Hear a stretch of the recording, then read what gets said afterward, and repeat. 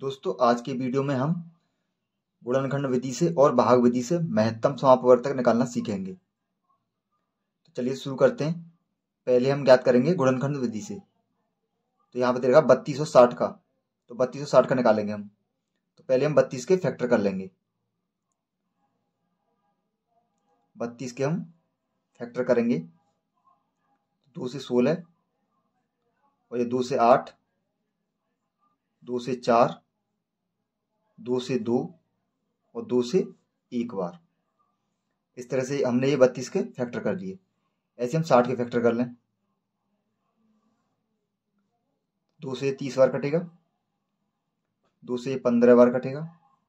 अब 2 से कटेगा नहीं तो अब कटेगा 3 से 5 बार। अब कटेगा 5 से 1 बार। अब हमने 32 के फैक्टर ये हो गए हमारे, 60 के ये वाले हो गए। तो अब 32 के फैक्टरों को हम लिख लेंगे। 32 के फैक्टर हमारे 2 2 2 2, इन्हें गुणा में लिख लेंगे। 2 गुणा 2 गुणा 2 गुणा 2 गुणा 2। 5 बार हमारा 2 आ रहा है तो यहाँ हमने 5 बार 2 लिख लिया गुणा में। ऐसे 60 के लिख लेंगे। 60 के बनने हमारे 2 गुणा 2 गुणा 3 गुणा 5। तो 2 गुणा 2 गुणा 3 गुणा 5। अब हमें ये देखना है कि 32 और 60 के फैक्टर में कौन कौन सी संख्या कॉमन आ रही है। एक तो हमारी ये कॉमन आ रही है 2, और एक हमारी ये 2 कॉमन आएगी। अब ये हमारी 3 यहाँ पे, लेकिन ऊपर कहीं 3 नहीं है। यहाँ पे 5 है, यहाँ भी कहीं 5 नहीं है। तो हमारे ये दो पेयर बनना है। तो इस पेयर का 1 2 उठा लिया हमने, और इस पेयर का भी 1 2, और उनका हम कर देंगे गुणा।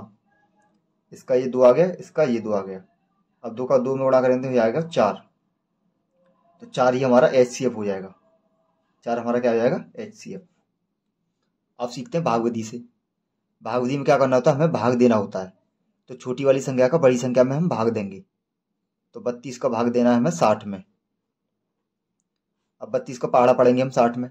तो 32 का पहाड़ा 60 में एक बार ही आएगा। अगर 2 बार पढ़ेंगे तो 32 दूनी 64 हो जाएगा, उससे ज़्यादा। तो 32 का एक बार पहाड़ा पढ़ेंगे तो 32 बार। इसे हम यहाँ घटाएंगे। तो 10 में से 2 गए 8, 5 में से 3 गए तो 2, ये बचा 28। अब हम क्या करेंगे, इस 28 जो शेषफल आ रहा है, 28 का शेषफल का भाग फिर से इस 32 में दे देंगे। तो 28 का पहाड़ा पढ़ेंगे 32 में, इसका भी एक बार जाएगा। तो 28 का एक बार पढ़ेंगे तो 28 बार। अब यहाँ कितना बचेगा हमारा, 4। अब इस 4 का पहाड़ा फिर पढ़ेंगे हम 28 में फिर से। तो 4 सत्ते 28। अब यहाँ पे हमारा क्या बचा, 0। अब यहाँ पे हमारा 0 आ गया शेषफल। जब शेषफल 0 आता है तो उस बार हमें देखना है सबसे बाद में हमने किस संख्या से भाग दिया था। शेषफल 0 आने पर ये देखना है किस संख्या से हमने भाग दिया था। तो हमने 4 से भाग दिया है, तो 4 ही हमारा यहाँ पे HCF हो जाएगा। तो इस तरह से हम गुणनखंड विधि और भाग विधि से HCF निकाल सकते हैं।